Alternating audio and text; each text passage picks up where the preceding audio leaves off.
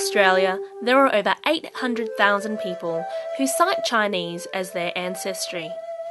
Visit the respected Chinese Museum in Melbourne's Chinatown and you will gain an understanding of the diverse backgrounds of Chinese diaspora living in Australia.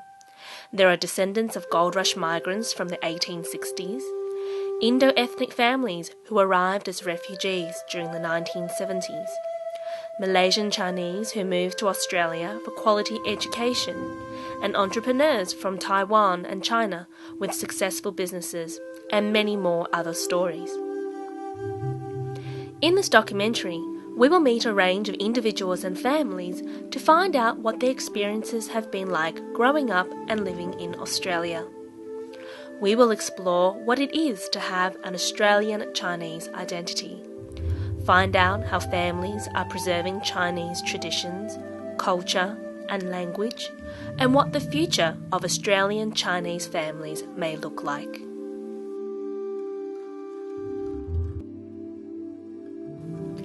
In this episode, we will meet several families to find out what their experience has been like living in Australia.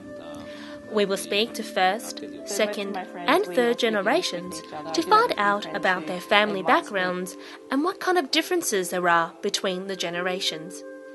We will also learn what life is like growing up in a cross-cultural family. Before we meet some of these families, Mr. Chin Tan, the chairperson of the Victorian Multicultural Affairs, provides us with an overview of the key trends and history of Chinese migrants in Australia. We move on. If you look at the trend in terms of migration, White Australia policy was formally abolished in the 70s.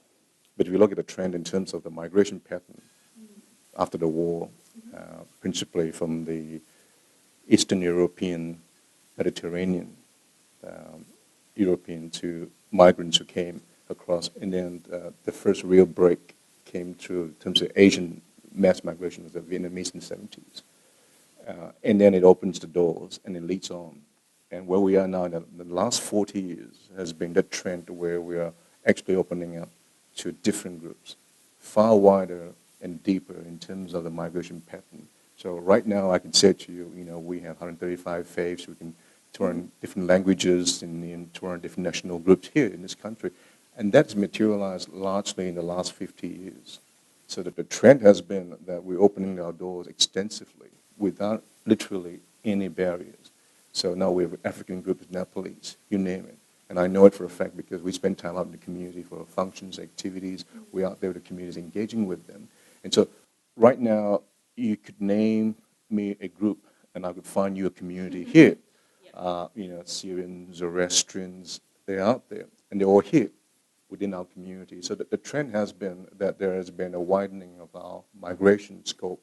We're taking in a lot, but in the last 10 years, in terms of the Asian migration, many of that the trend has been the support of a lot of Asians who come from China principally and India in terms of the sheer size of the population they have and the movement of people. So we've seen an increase in the Chinese migrants who come here to find Australia a home or to live, to invest in, to study. And we have Indians coming here in very large numbers as well. So those are the parameters of which we're dealing with now. They're not new groups, but they're groups that come from different backgrounds, from different circumstances as well. So with the Chinese, we will look at this from a point of view of dealing with a group that is not homogeneous. It's right across. Even from China, for example, they come as entrepreneurs, with very deep pockets and investing in very high value items, to students or to migrants, to skilled laborers who come from different backgrounds. So our role is to deal with that whole fabric about how to provide for communities to be able to find their place here in Australia, and Victoria in particular, and to move on very quickly. Many of the first Chinese migrants moved to Australia in hopes of striking it lucky on the Victorian goldfields in the 1860s. However, many Chinese migrants also made a living as merchants and farmers, and providing supplies and services as herbalists, doctors, restaurant owners, and laundry owners. Based on data from the most recent census in 2011, 4.4% of those who cited Chinese as their ancestry are third generation or more. The ancestors of the Louis family arrived in Australia in 1938. We visited the Louis family residence and talked about some of their experiences growing up in the early 1970s when being Asian meant you stood out of the crowd. 1950年嚟到咗，嗰時候咧，我爺喺度，我爸爸喺度，我嚟嘅時候咧就當為讀書子嚟。嗰時候我爸爸嚟到咧就，嗰時候咧移民好嚴。我爸爸嚟到咧，我爺就應該要翻去，嗰個就叫做換替子。但係咧，因為我爸嚟之後咧，換咗政府，就改咗移民嚟，所以佢就咁就攞我嚟讀書。仲有收尾咧，我就個細佬話啊，咁一間咪就嚟，佢哋遲咗年幾先嚟。佢都嚟咗呢度。係啦，我早啲同埋有個堂大佬。有堂細佬同埋一齊嚟，我太太嚟到，我哋喺呢度結婚嘅，佢係自己嚟先到。嚟讀書嘅啦，就係都係1958年到啦，台山又係台山水埗，就上沙坪村。First generation. I was in first generation. I was born here. I guess as I was going through school, it was in the late 70s as such, early 80s.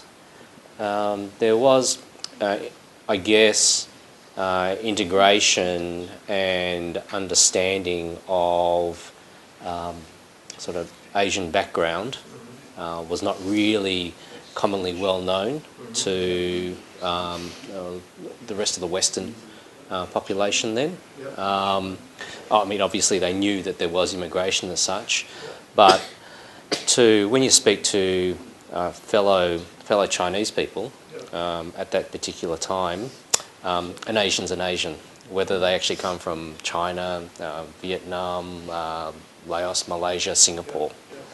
And I guess there was a little bit of a, for myself at least anyway, an identity issue throughout school, and I guess that would be with you, Alice, as well.